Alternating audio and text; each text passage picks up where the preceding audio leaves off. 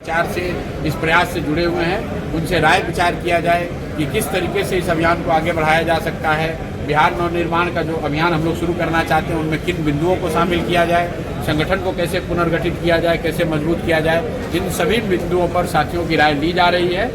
एक बार जब उनकी राय हो जाएगी तो एक विस्तृत जो नवनिर्माण अभियान का की जो घोषणा होगी उसकी घोषणा करेंगे, फिर जून से उस काम को शुरू करेंगे। बिहार में जो है शराबबंदी को लेकर फिर से एक बार चर्चा छिड़ गया है, क्या कहिएगा उसमें? मैंने अभी पीछे कहा कि बिहार में सरकार किसी की हो, पक्ष में कोई हो, विपक्ष में कोई हो, मुद्दा उस वही है जो जनसुराज ने उठाया। अच्छा प्रशांत जी, वृद्धों के पेंशन का मामला हो, चाहे यहाँ रोजगार पलायन का मामला हो, चाहे हर प्रखंड में एक विश्व स्तरीय विद्यालय खोलने की बात हो, और अब शराबबंदी की, ये सारे मुद्दे पिछले 15-20 साल से जब बिहार के राजनीतिक सामाजिक डिस्कोर्स का हिस्सा नहीं रहा है, उसको जनसुराज से मुद्दा बनाया है। और कहीं न कहीं यहाँ की राजनीति के निडिल को हम लोग थोड़ा ही सही लेकिन घुमाने में सफल हुए हैं। आज 1 करोड़ से ज़्यादा वृद्धों को, महिलाओं, विधवाओं को, दिव्यांगों को 1100 रुपया ही सही पेंशन मिल रहा है। हम लोग की सोच है कि उसको 2000 मिलना चाहिए, लेकिन सरकार को मजबूरी में ही 1100 रुपये देना पड़ा है। लोगों को रोजगार मिले इसके लिए, वोट खरीदने के लिए सही, लेकिन 10,000 रुपये इन्होंने दिया है। और अभी जनसुराज बिहार में बना हुआ है, अगर इन्होंने 2 लाख रुपये नहीं दिया अपने किए गए वादे के अनुसार, तो आप देखेंगे कि सरकार के खिलाफ आंदोलन भी होगा और सरकार को इस बात के लिए मजबूर किया जाएगा कि जिस बिहार के जिन महिलाओं के, जिन युवाओं के सपनों को आपने 2 लाख का झांसा देके खरीदा है, उसको पूरा कीजिए या फिर गद्दी छोड़िए। उसी तरीके से शराबबंदी पर भी जनसुराज एकमात्र दल है जिसने सबसे पहले कहा है कि शराबबंदी का ये जो फर्जी कानून है, ये बिहार के समाज के, यहाँ के लोगों के हक में नहीं है। भाई, जो लोग शराबबंदी के पक्ष में वोट मांगे हैं, मैं तो ये मांग कर रहा हूँ कि एनडीए की सरकार, डबल इंजन की सरकार जो वो कहते हैं, अब बिहार में भी है। तो अगर शराबबंदी से बिहार के लोगों का फायदा है, बिहार के महिलाओं का फायदा है, तो इसको पूरे देश में लागू कीजिए, क्योंकि पूरे देश के महिलाओं को क्यों इस सुविधा से वंचित कर रहे हो? सच्चाई ये है कि इससे किसी का फायदा नहीं है। अगर फायदा है तो मैं चुनौती दे रहा हूँ भाजपा के लोगों को, पूरे देश में आप शराबबंदी लागू करके दिखा दीजिए। ये इतना अगर अच्छा कानून है तो इससे बिहार के लोगों को ही क्यों फायदा होगा? इससे गुजरात के, इससे पूरे देश के लोगों का फायदा होना चाहिए। लेकिन आप देखेंगे कि अंततोगत्वा शराबबंदी के कानून में जो गलती है, सरकार को आज नहीं तो कल रियलाइज करना ही पड़ेगा। और दूसरी बात, जो इन्होंने पैसे बांटे हैं, सरकार के खजाने में पैसा है नहीं, पैसा तो इन्होंने कर्ज लेकर आपकी योजनाओं के पैसे को वोट खरीदने के लिए बांट दिया।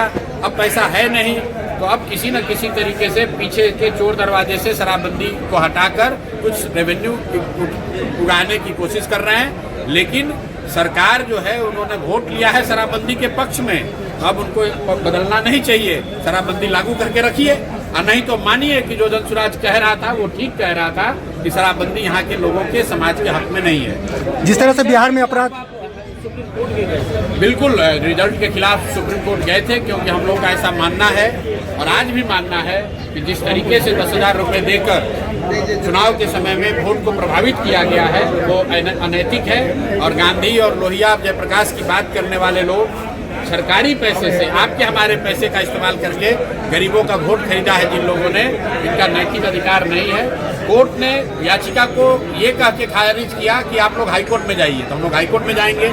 लेकिन उसी याचिका को के दौरान जो चीफ जस्टिस ने, माननीय चीफ जस्टिस ने जो कमेंट किया है, विद ऑल ड्यू रिस्पेक्ट मैं उसका विरोध करता हूं। उन्होंने ये कहा कि आप चुनाव हार गए हैं तो यहाँ क्यों आए हैं? तो मेरे भाई, इस देश में जितनी समझ हम लोग की है, न्यायालय तो इसी के लिए है ना कि अगर आपको लगे कि आपके साथ अन्याय हुआ है तभी तो आप न्यायालय में जाएंगे। अगर मैं जीत ही गया हूं तो न्यायालय में क्यों जाऊंगा? और अभी देखिए, वही कोर्ट आज जब तमिलनाडु में सरकार कुछ घोषणा कर रही है, तो वही कोर्ट के चीफ जस्टिस बयान दे रहे हैं कि चुनाव को प्रभावित करने के लिए आप फ्री बीज क्यों बांट रहे हैं? फ्री बीज बांटिएगा तो देश कहाँ जाएगा?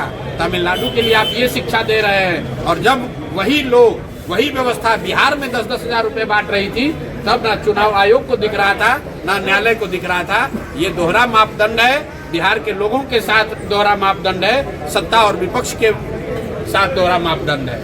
बिहार में लगातार इन दोनों अपराध घटना पिछले कई साल से है। ये बिहार का दुर्भाग्य है कि जो लोग जिस व्यवस्था में शामिल लोग इन आपराधिक घटनाओं के लिए, भ्रष्टाचार के लिए दोषी हैं, जो इसके लिए जवाबदेह हैं, जनता ने 10,000 रुपये की लालच में या लालू जी के जंगल राज के भय से उन्हीं को वोट दे दिया है।